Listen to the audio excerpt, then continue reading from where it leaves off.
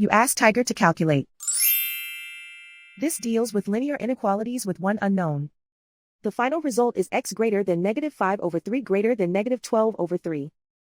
Let's solve it step by step. Group all constants on the right side of the inequality. Subtract 4 from both sides.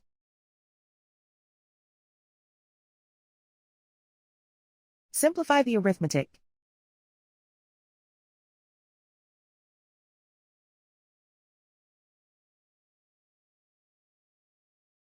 Isolate the p. Divide both sides by 3.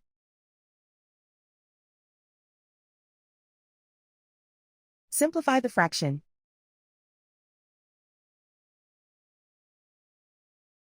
Plot the solution on a coordinate grid.